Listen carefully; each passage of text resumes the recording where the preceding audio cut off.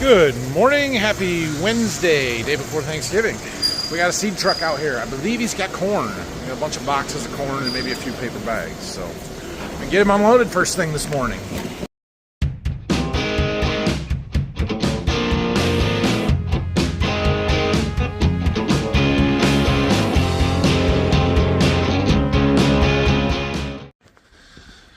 All right, well, we got 9 boxes of corn and 6 big pallets of Enogen corn in bags, which I don't love taking bags in November. It's an awful lot of time for something to happen to them to get ripped, to get damaged, to get mice in for whatever reason. But from what I understand, the Enogen corn is a little tight this year, and if you got it sitting in your barn, they can't take it from you, so that's why we got it. All right, I have got a meeting up in Hillsdale here this morning. Breakfast meeting, so I'm going to go do that, and then we'll be back to finish working on our spreader and getting that taken care of and out of the shop, hopefully. All right, I suppose we should do something today. I'm back. I've been back for a little while, but I've been working on some stuff on the computer. One of the companies that we work with did some testing and stuff needed some access to field data on my John Deere, so I was getting that set up and going through some soil test data with them and that kind of stuff. But anyway, we got our spreader cleaned up pretty well yesterday. It's really is in pretty good shape. I'm going to get the fluid film sprayer out though, and we're going to load that up, and we are going to coat this thing in fluid film again. Any metal parts that have rust on them now, we're going to coat really good. We're going to hit the sides of the spreader, everything, keep it from rusting, keep it in good shape. So somewhere over here is my sprayer and a can of that stuff, and we'll get her filled up and go. All right, so this is what we're using. If you're not familiar with this stuff, it's a lanolin-based lubricant and protectant, and it works really, really well. I have a old wool wax air sprayer. This also works really well. I'll show you that in a little bit. I'll attempt to remember to put an Amazon link in the description of the video for these things. If you have any interest in them, you can go check them out there. But yeah, we gotta get our can opened up. The problem is getting it into there. Stuff's pretty thick when it's cold. We'll stir it up a little bit, and that'll thin it down a little bit, and then hopefully we can like scoop it and dump it into there. It's gonna be a little messy here, but basically I'm just kind of scooping it and letting it drop in there. Whip up the sides. It goes a long ways. I probably don't need this thing full, but we'll get it reasonably filled up.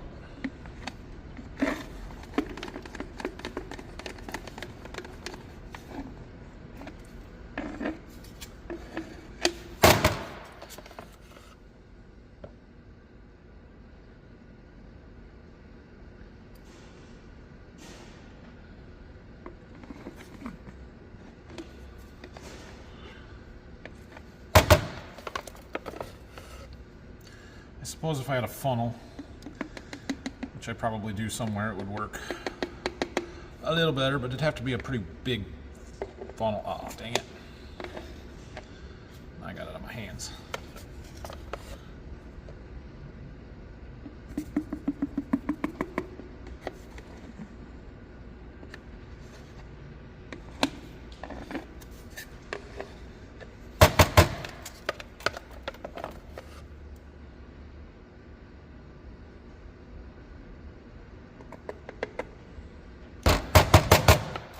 Close to 3/4, that's probably good.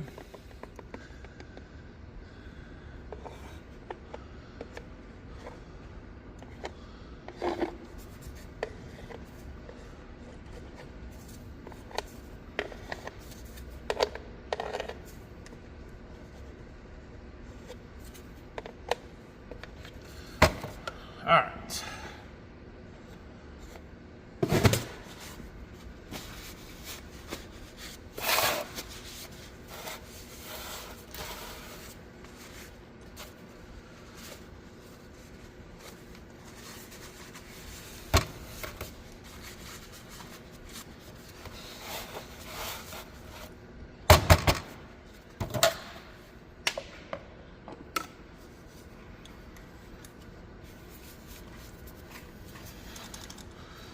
This is air powered, so we'll get the air gun out. All right, this is a little hard to do two-handed here, but I've been working my way down the side, Basically spraying anything that might rust, anything that's painted black metal, or painted metal, the black stuff. The silver sides, the stainless, it shouldn't rust. I do go through and spray down the welds. I'm pretty sure the welds are a stainless material as well, but it's discolored from the heat, and it's just a spot where it might start rusting, so we're gonna spray it. So there's quite a bit back here. We're gonna do these motors and all the fittings and hydraulic stuff, but I'm pretty sure if I pull this trigger, that hose is gonna go flying crazy, so. Well, that's not too bad. So you can kind of see coating that stuff. It doesn't take a ton, but we just want to get everything to have a light coat of this lanolin fluid film on it.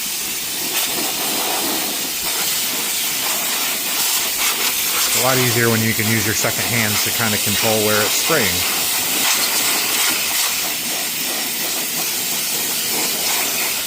Anyway, something like that. As I work down the other side of the sprayer here, I'm doing some of this stuff around this oil cooler. However, I do not want to spray on the face of it because, well, that collects dirt enough as it is. And this stuff is a little bit sticky. The dirt is going to stick to this dust when we get in the field next year. It did this year.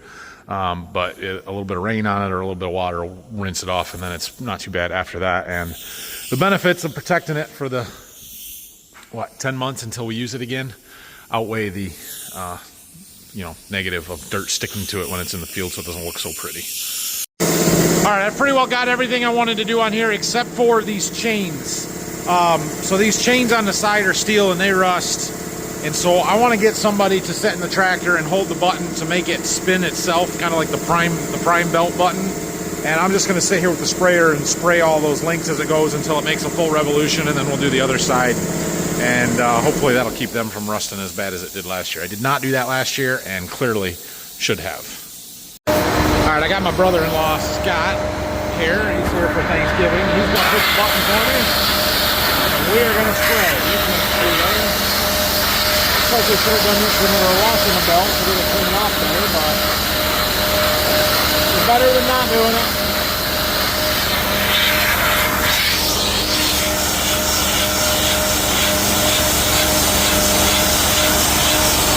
Somewhere there's a splice on the belt, so I'll be able to tell where that's at to know when I did a full revolution. And then we'll switch to the other side.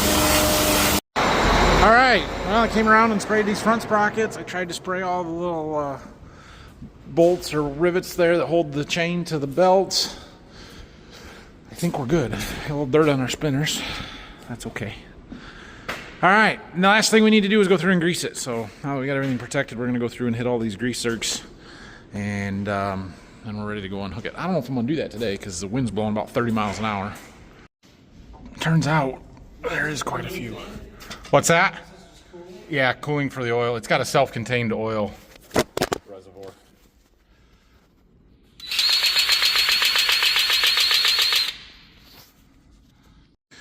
All right, went through and unhooked some of the PTO shaft and some of this other stuff and got everything greased and coated. One thing I remember, I had some trouble this fall with this latch on the safety chain not staying and it falling off. I have a new one that's a better style. We're gonna switch that. Good morning. All right, this video is gonna be all over the place. Bear with me. So the last clip that you just saw was on Wednesday, day before Thanksgiving.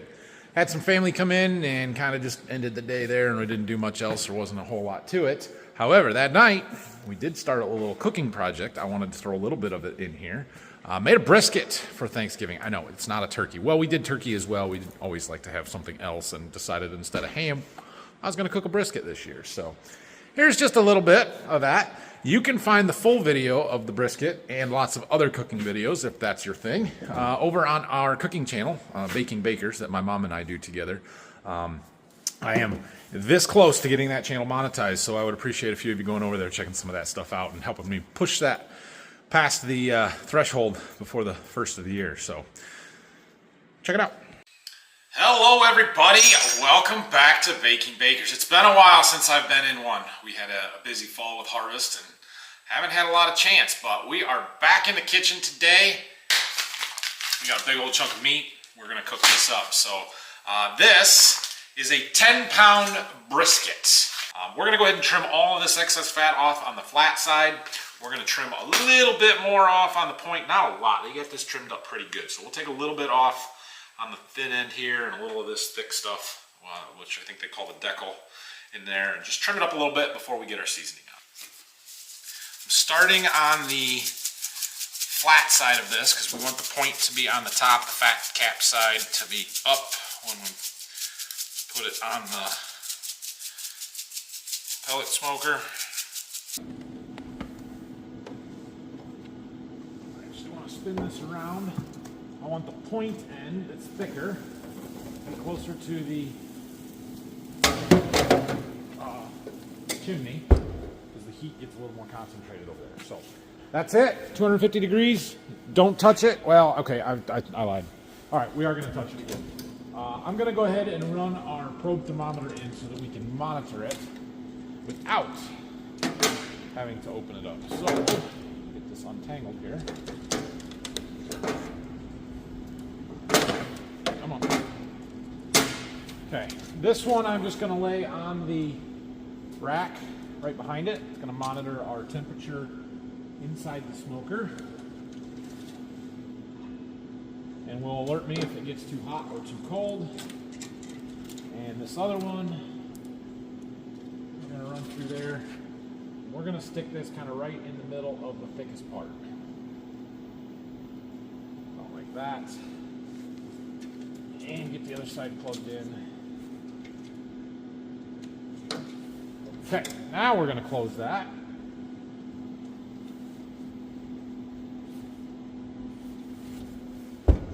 And not open it until the morning.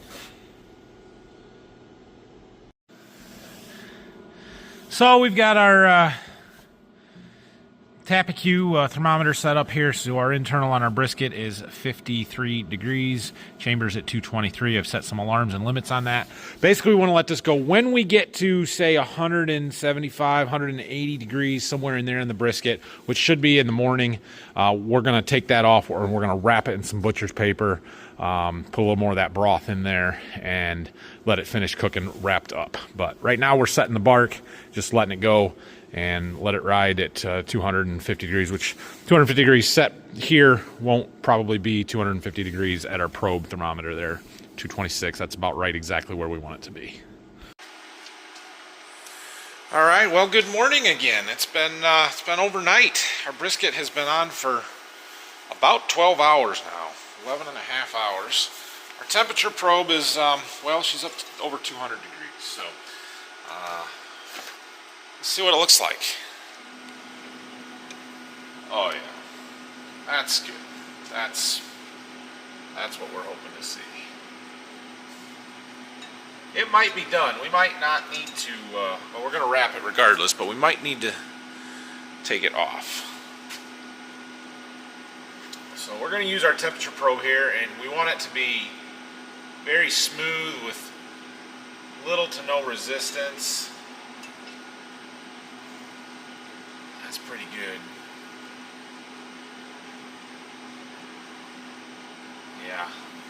Okay, we are going to wrap this up, so I have some butcher paper here. I'm going to get some of this out. I'm going to lay a couple of sheets out on our tray here.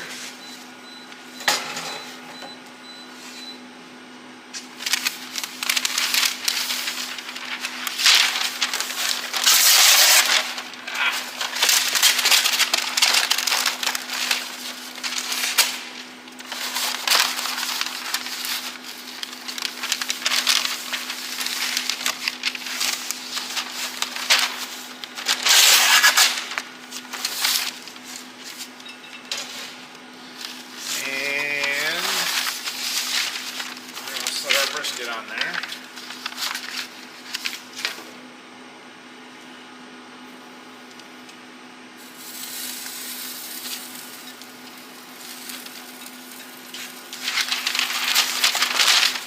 I'll wrap it up.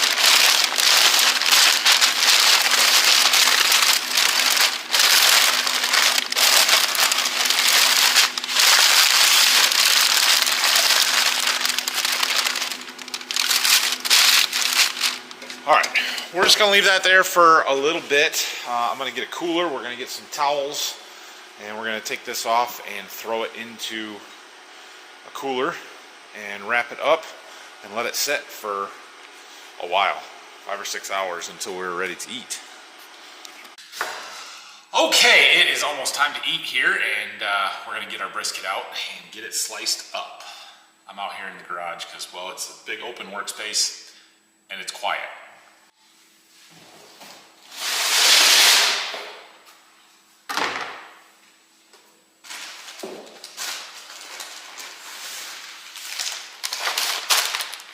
Okay, it has been, how long has it been? About 5 hours since we took this off.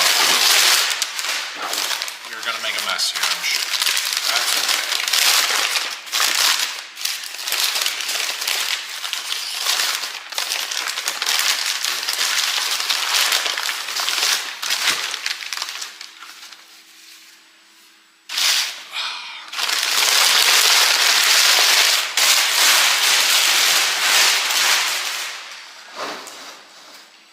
Okay, it looks fantastic.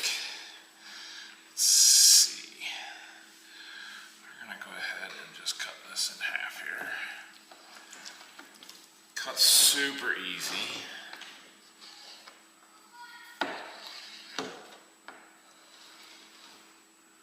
Nice. See lots of juice in there. Absolutely beautiful.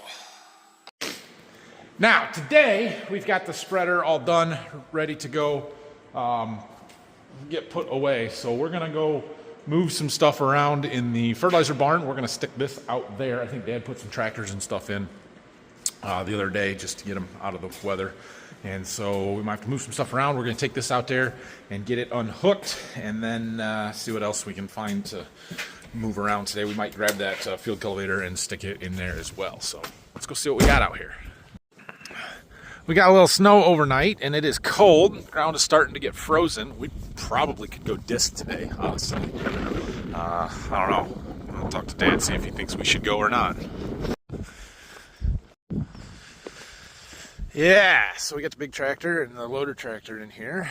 We're gonna put that spreader right in where the 7520 is, so I don't think we need to move the big tractor, but we'll pull this one out, can back it in here. We might have to get the forklift to wiggle it around exactly where we want it, but it should work.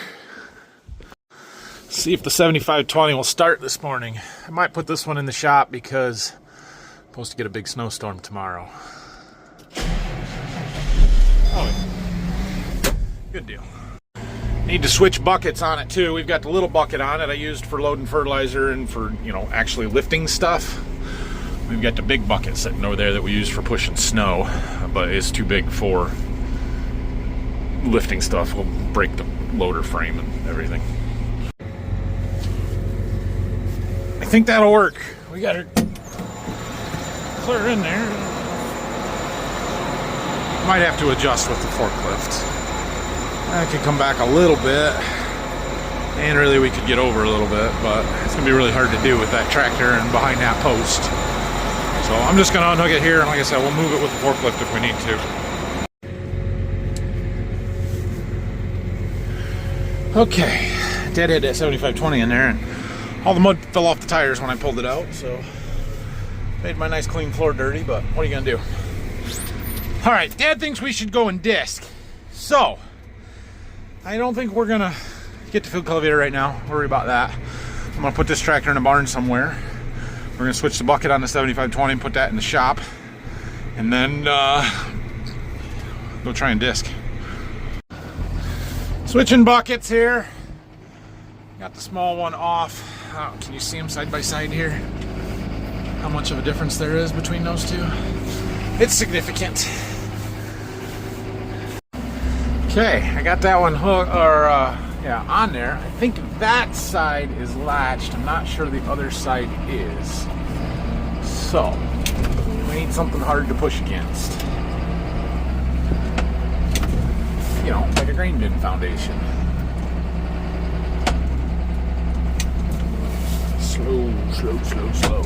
Slower than that.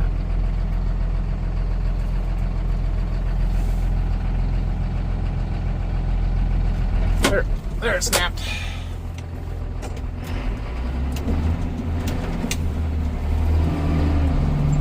Now the bucket won't fall off when you do this.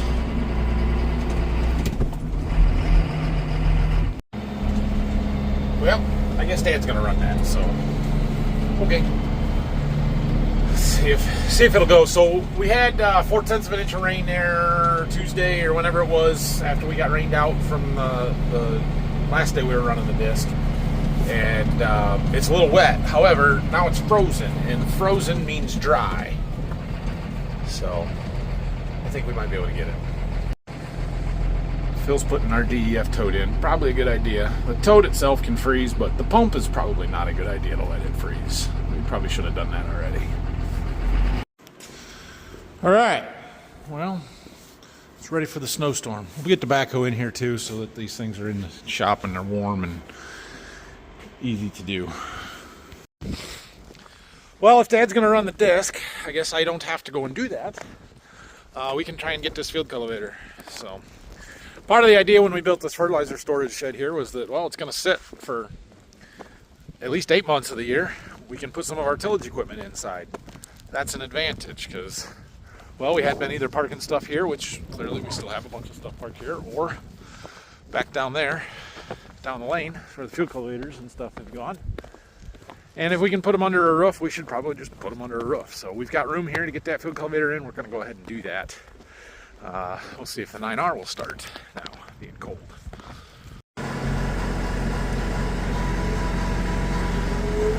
Never a doubt. Let her warm up for a few minutes or seconds at least. We'll go get our field cultivator.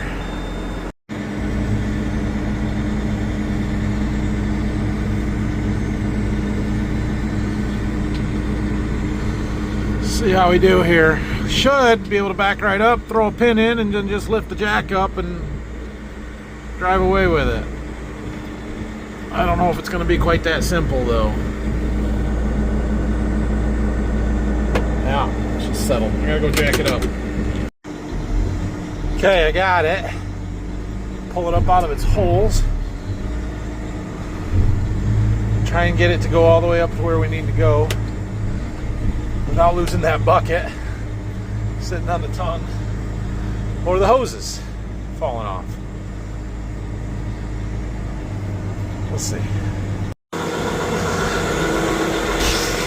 How's that look? We're good on this side. Back far enough. Oh yeah. Nailed it. Okay, unhook it right there. Well, if I move that spreader over and get it all the way over here, we've probably got enough room to get something else small in there. I don't know what, but something. Just a reminder, Black Friday sales going on now over at Farm Focused. Get yourself a free Farm Focused hat, the $40 purchase. Borderview Farms is one of the participating brands, lots of other ones. And you guys can read that if you want. Good until December 1st, whatever day December 1st is. So thank you. Well, that's it for today. We had some more family stuff going on, so I took the rest of the afternoon off here. Have a great night. We got the snow moving equipment in place if we need it tomorrow, and we'll see what happens. Got a big game tomorrow. Go Bucks. Hopefully everything goes well.